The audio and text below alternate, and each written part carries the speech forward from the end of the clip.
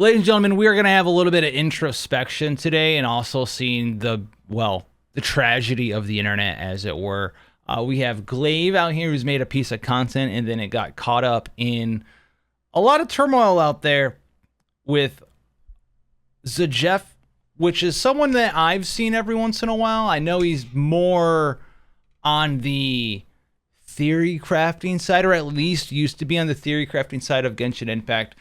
But what you need to do is just watch this video. We're going to get into it right now. And I think if you make it all the way through, you will see that this video really, in my opinion, has nothing to do with gacha game communities, and ultimately might just be a nice commentary on the state of how people interact with each other, miss the point, and blow things way out of proportion potentially on the internet. All right, let's check it out. It is a strange feeling to see your work being discussed by tens of thousands of people. It is even Welcome to the stranger internet. when the work they're all discussing isn't actually the one you created. This video is less of a response and more of a case study. We're going to look at what happens when a piece of criticism is taken out of its original context, misrepresented by a much larger voice, and then released into a passionate and often divided community. The chain of events that follow. My guy is it's not really angry,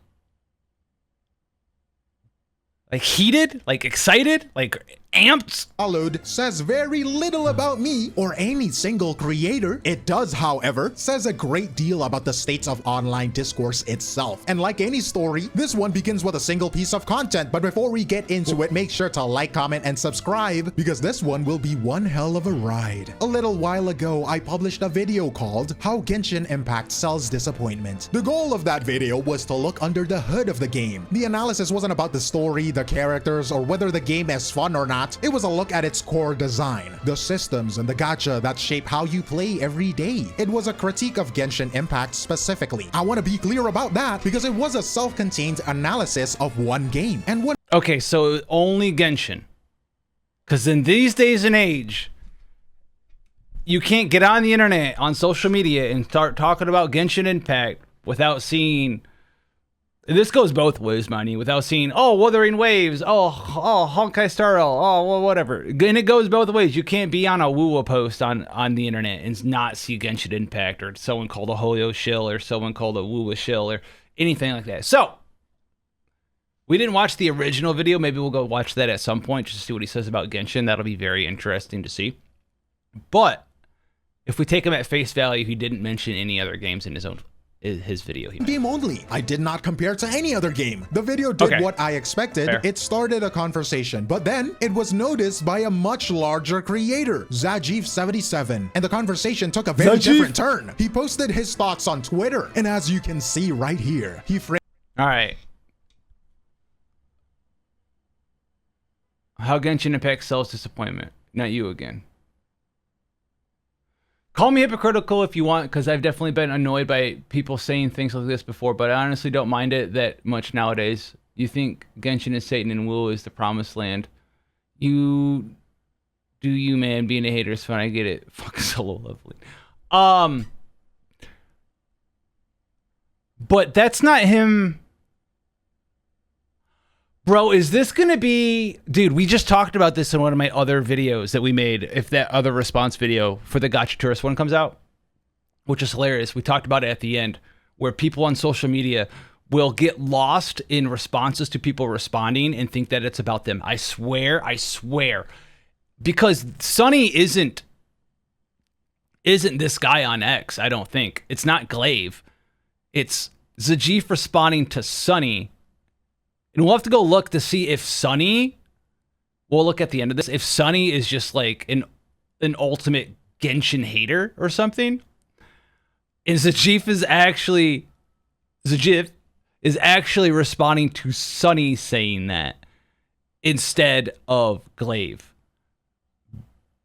which would be funny. I don't know yet. Frames my entire argument as this simple tribalistic take. Genshin is Satan and Wuthering Waves is the Promised Land, a classic online feud. There's only one problem. My video never mentioned Wuthering Waves, not even once. The entire foundation of this public response, a response that was seen by over 300,000 people, was based on a subject I never discussed. It was a reaction to a video that doesn't exist. And that leads to the first real question. Why did this happen? And when the original tweet was met with criticism pointing out the factual error, Mr. Zajef77 did not address the discrepancy. Instead, he immediately went on the defensive. What tweet? He claimed that his post was being misrepresented. What original tweet posting out the discrepancy?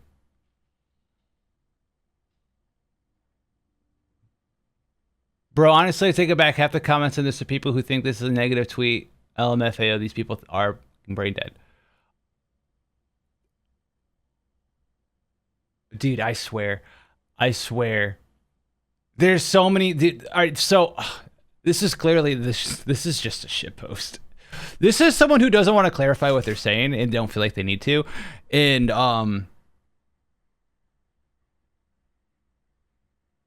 I can read this because, like we said, he was responding not to Glaive, he was responding to the other person. Like, it'd be easier if it was like, think this is a negative tweet about Glaive or about the video. This could just be read as like, bro, I honestly take it back. Half the comments in this are people who think this is a negative tweet directed at Glaive when it really was directed at Sunny or something. And those people would be brain dead, I guess.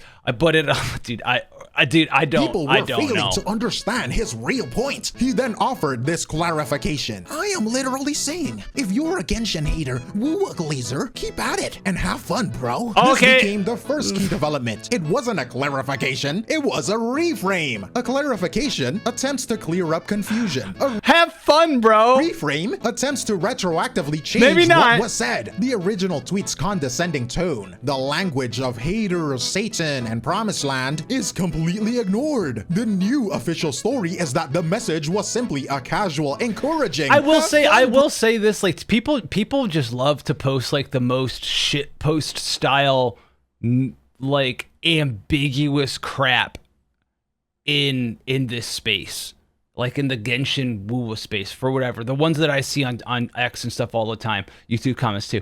It's just like I think it's more than just a Genshin Impact woo gacha game problem.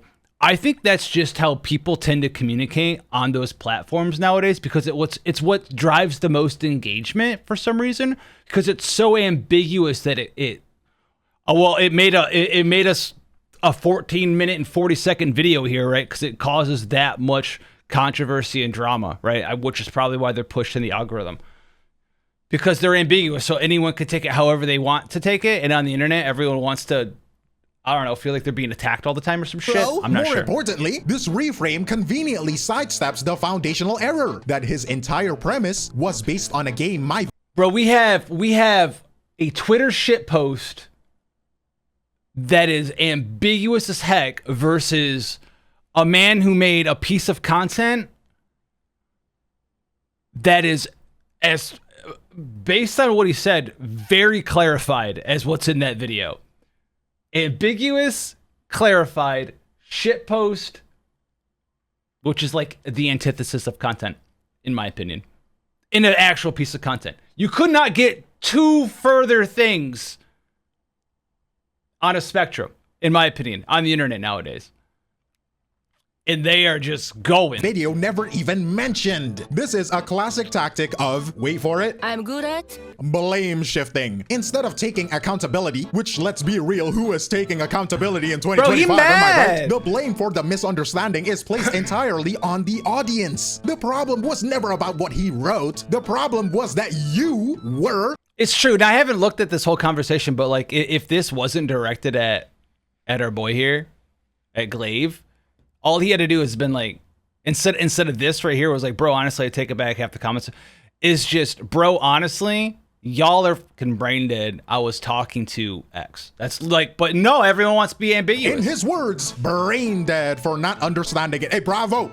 Bravo. This is, oh my God. This was his first attempt to control the narrative. And it would not be his last. My God. When the I don't know if we audience need a approach failed to silence the psychoanalyst criticism, the defenses began to shift, leading to a cascade of contradictions. First came the intellectual defense. The new argument was that the original tweet wasn't a simple misrepresentation. All right, dude. John Deere, Genshin players' level of subtlety. First, you convince everyone that Wuthering Waves is somehow like solo leveling, then you shit on solo leveling to massacre. Dude, what the heck? Fun fact, in the video, I never mentioned Wuthering Waves once, nor he compare anything, unlike this post.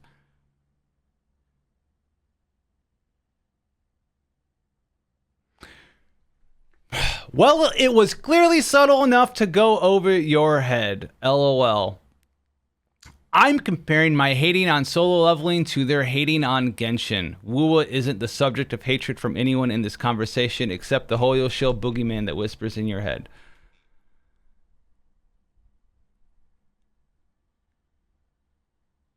Dude, they're fighting about nothing. This also is like, I'm comparing my hating on solo leveling to their hating on Genshin. Who is there? Use people's names. No, but a oh my God, analogy you're in that a was thread. too clever for people to understand. Oh my God. Second coming of EO. Who is the glue in the Hoyo Shield systems? It is you, Zajef77. Bingo. Get him the money, guys. Oh wait, he doesn't have Twitter Blue. So he's doing all these rage bait for nothing, for no money. Oh my God. Imagine this. In the span of an hour, the tweet had transformed from a message so simple it was quote unquote literally just have fun to a metaphor so complex it went over your head. This is a form of, wait for it, I'm good at gaslighting, accusing someone of inventing a narrative for simply reading the words you wrote. How are you even doing this? How? Well, that's the problem when everything is so purposefully ambiguous. Like, and someone wants to converse with you and have a conversation or figure out what you're saying, they have to fucking do detective work, you know? I honestly, at this point in time, I need to see more, but I don't even know if he was talking about it. It's worse because when claiming intellectual superiority didn't work, the next pivot was to claim victimhood. The narrative changed again. And now the original tweet was suddenly something nice, an act of goodwill. The fault lies with the critics, who are so toxic they can't even accept a kind gesture. This tactic flips the script entirely. The person who made the initial misrepresentation is now the victim, and the people who pointed it out are the aggressors. The focus shifts the more from his that he actions talks, to though, the more like character flaws someone's of your gonna bring it because to let's look at it here. Like the more that he's okay, yeah, we're gonna see this in a second. Like frick, if y'all are gonna somehow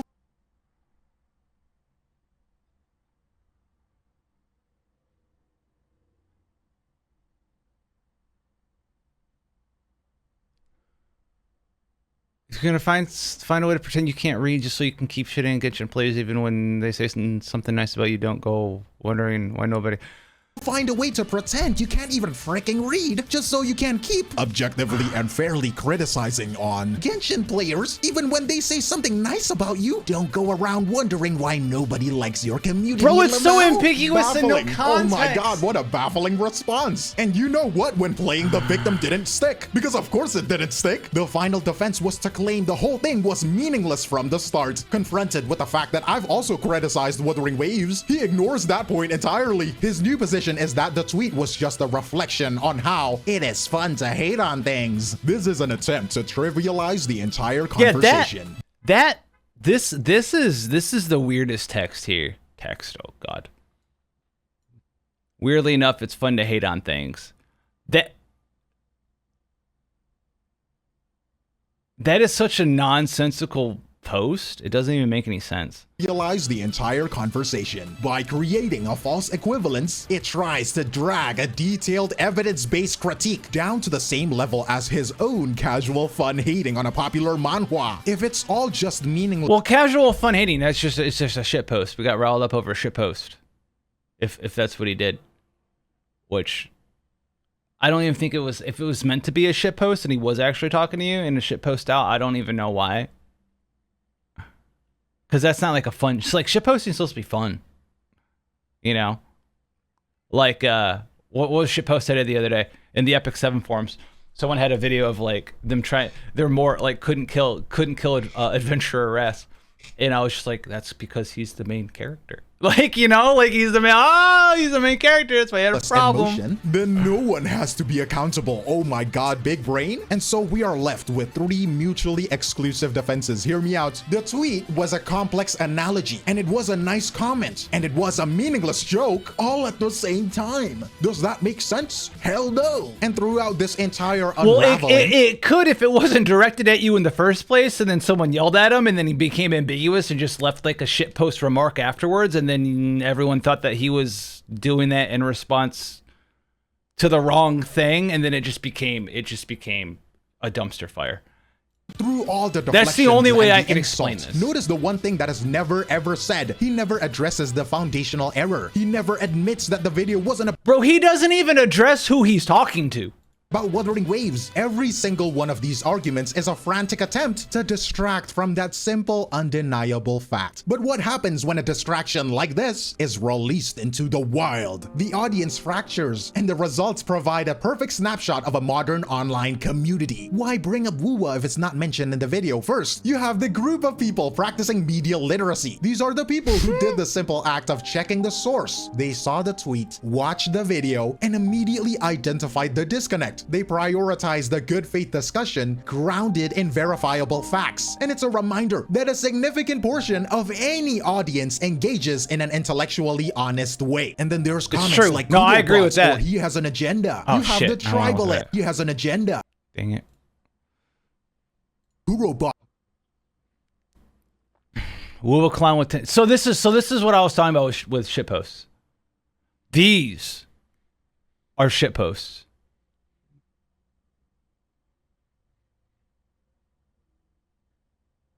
So like, see, Sonny over here is showing that he is in this Genshin Impact woo a shitpost on Twitter all the time thing. And Zajef was responding to Sonny, and if you're terminally online, or if you're just online enough, and someone's popular enough and their posts are up there enough, you'll kind of know what kind of person they are. And all this Sonny person did, I don't think they had a comment in the original post. They just retweeted your thing and didn't say anything. Where are we at? 6:45? They just retweeted your thing, and so they said, "Not you again." And so if this Sonny guy is this person who always calls everyone a woowa shill and is retweeting your video that says, "You need to hear this," in the thumbnail, how Genshin Impact sells disappointment, and all this Sonny person does is call everyone Hoyo shills because they're a woowa shill or whatever. If all this person does is call everyone Hoyo shills or woowa shills, excuse me, and he's responding to him, and Zajef knows that all Sonny does is go into this controversy, it could look like, you know, it's Sonny again, right? Being mad at somebody shitting on Genshin because they're woowa shills, right? And so he posts this. I don't know, boss. I'm not sure. I'm not sure now. Because this is some pretty damning evidence that this is what they do constantly. Kuro Wua Glazer, who can't, like, he clearly didn't watch the video. So we know one thing for certain. The person who retweeted your video is someone who is not interested in discussion, did not watch your video, saw the thumbnail, saw the title, retweeted it for shitpost clout, and that's where we are. Robots. Right? Also, I like how you have to translate with deep learning here on this shit. Or he has an agenda. You have the tribalist. For damn it.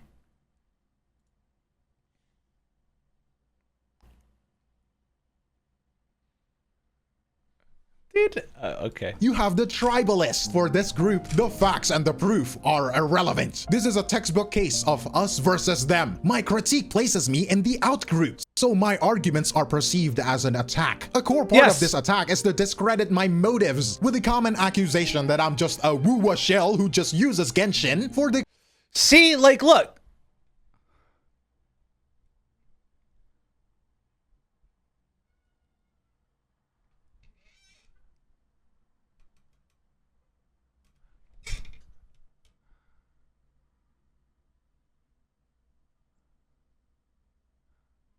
His non-drama Woovids get a fraction of these videos.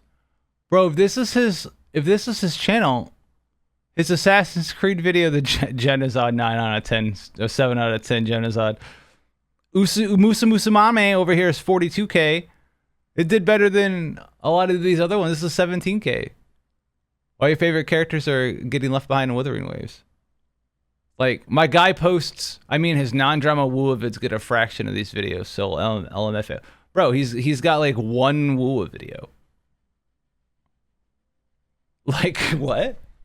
Like, this is someone who's out there. Look, this is someone you should definitely be mad at. This guy's our rage baiter over here. I don't really understand the Zajef stuff. I think you just got caught up in a shitpost at this point in time. I don't really know. Controversy clicks because my rent is due, guys. There is an easy way to test this theory. We can just look at the data. You can look at my channel. Let's not act like I can't get views outside of these games. The fact is, my deep dive videos on Uma Musume Pretty Derby outperform both my Genshin and Wuthering Waves videos combined. My channel's success is built on analysis, not manufactured outrage like your Twitter posts. And then there's also always a third group, the bystander who oh, why am I always pausing so slowly?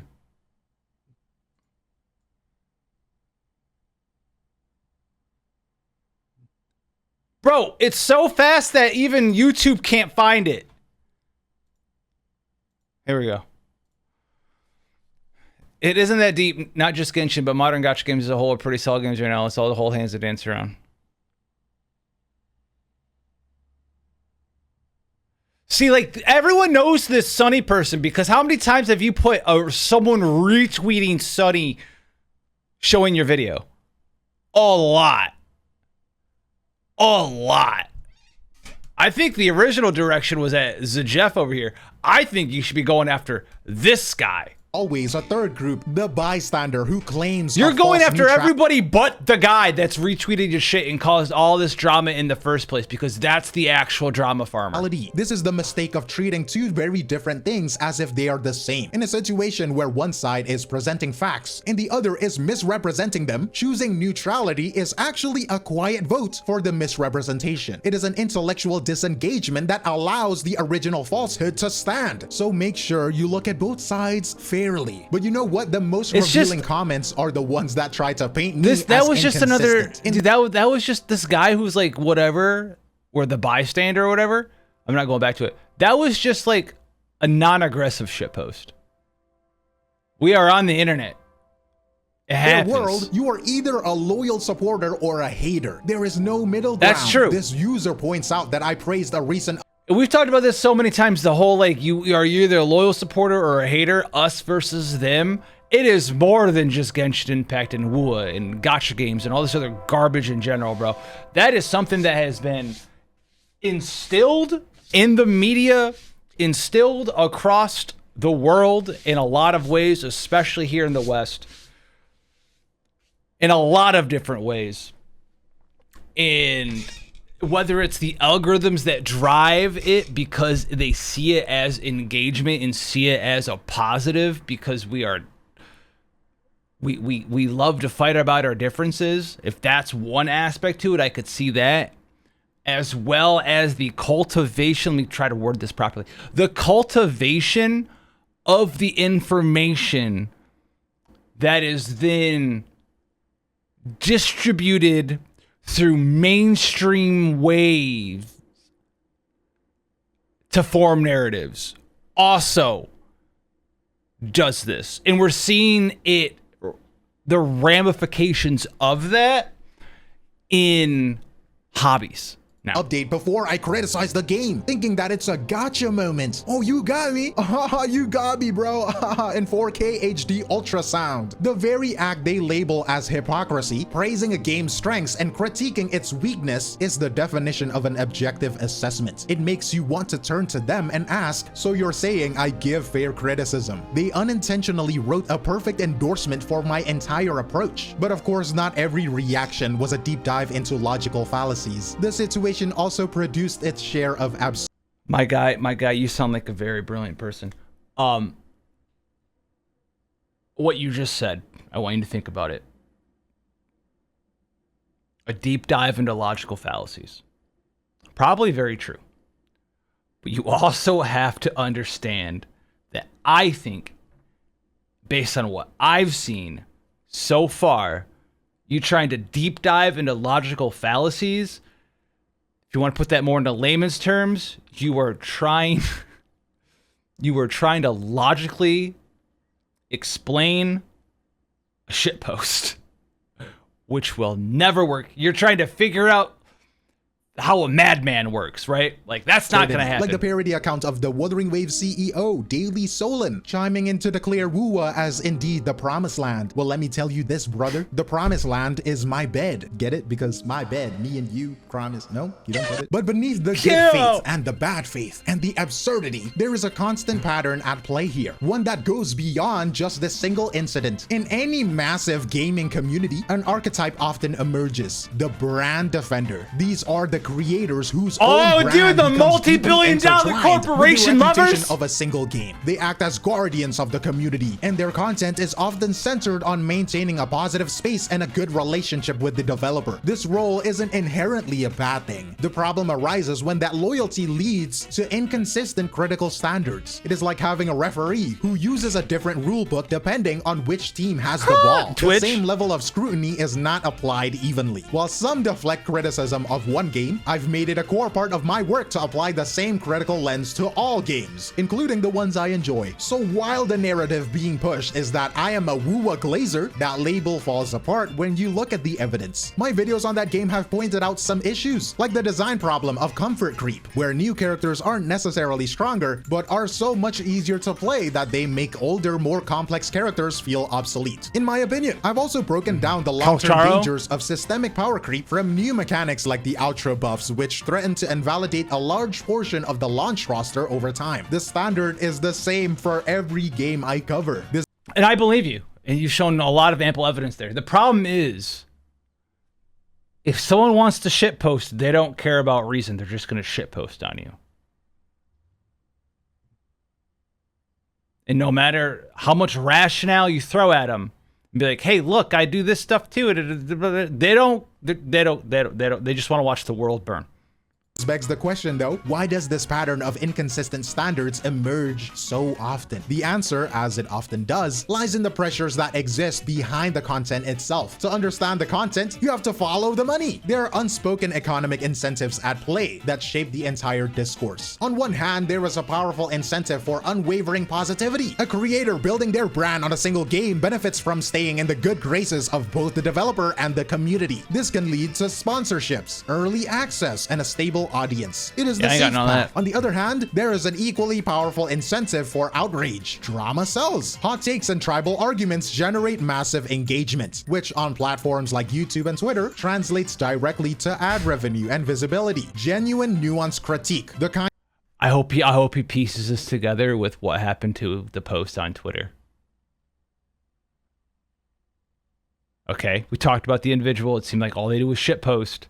that takes time to research and requires an audience to think is often the last profitable and the most risky path, getting squeezed out between the two extremes. So when a creator who attempts this middle path is publicly misrepresented and harassed, other creators take notes. This leads to a phenomenon where people begin to self-censor. They see the dogpiling and the bad faith attacks and quietly decide that the risk isn't worth it, sticking to safer topics. The long-term result is a content space with less diversity of opinion, where developers face less accountability. I need you, the viewers, to actually put the puzzle pieces together here. But the external pressures only work because they amplify the conflicts that already exist within the community itself. That brings us to the most fundamental part of this entire situation. It all circles back to a disconnect that on the surface seems completely illogical. And it makes you ask, don't we all want the same thing? Don't we want the game to be better? Why are we even fighting? The reason is that we're not actually talking about the same things. My goal is is to start a conversation about improving a product for the players who invested in it, for the content creators that cover it. But that conversation gets derailed by 4 powerful underlying currents. First, for many, it is not just a game, it is an identity. When you critique a game, they don't hear constructive feedback. Oh, dude, this one goes in with the Gacha tourists. Their community and their personal judgment. Defending the game becomes the same as defending themselves. Second, there is a fear of a ruined escape. People play to get away from real-world problems. A critique about predatory monetization or flawed design feels like bringing the real world into their fantasy. They resist it not because you're wrong, but because your truth is uncomfortable. Third, and the third one, we don't all have the same definition of better. For a critic, better means fairer systems. For a casual player, it might just mean more story quests. For a high spender, the current system might already feel better because it rewards their investment with exclusivity. We assume we have the same goal, but we are often playing for entirely different reasons. And finally, there is the— I'm gonna pause that right there.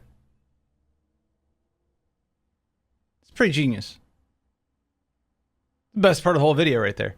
I like that. Very famous sunk cost defense. Players with thousands of hours and dollars invested have a subconscious need to justify that investment. It is psychologically easier to attack someone pointing out the game's flaw. I think Gacha games too, not only is it sunk cost fallacies from a dollar's perspective, it's sunk cost fallacy from a time's perspective. A theory of restart is like that, pretty high. Because I know a lot of free-to-play players who were / are still playing it, and they're like, bro, I have all of the characters. My account got really lucky. I put no money into this game. It's boring me to tears. I'm crying my eyes out, but I can't put it down because I've played it for 3 months with no money spent, and I have everything, and I just need to keep grinding more. You know, like.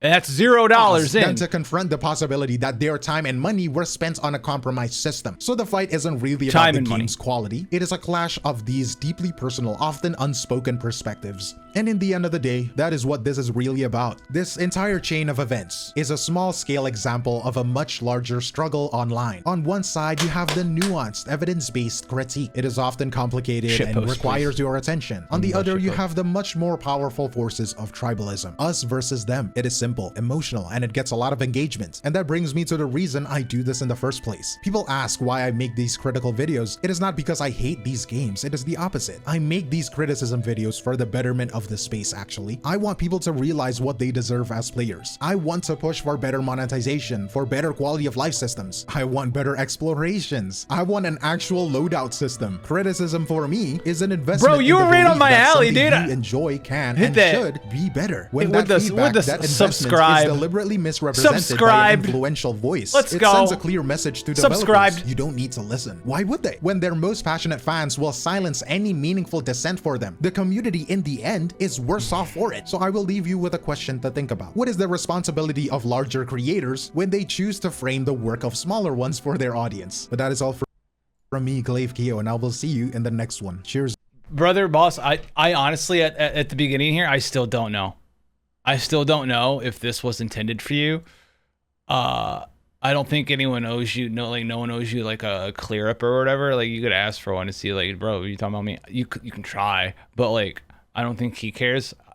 I'm not sure, but based on what you put in the video, this @Nimics Sunny person sounds like the real person you should be directing your anger to. I don't know. I don't know if he was talking to you or him. I don't know. And if he was, very weird, but I think a lot of this was just the power of shit posting.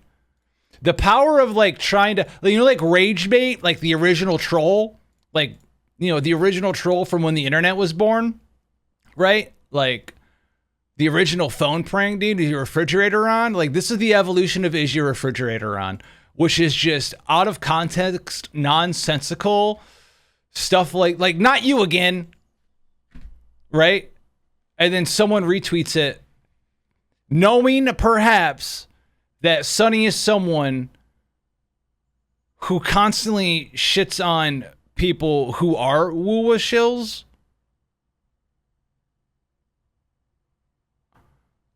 And maybe Jeff knows it and just incorrectly assumed that Sonny was correct in assuming that you were also a woo shill. But I'm not sure. Or he knows perhaps that Sonny is someone who calls everyone woo shills. I don't know.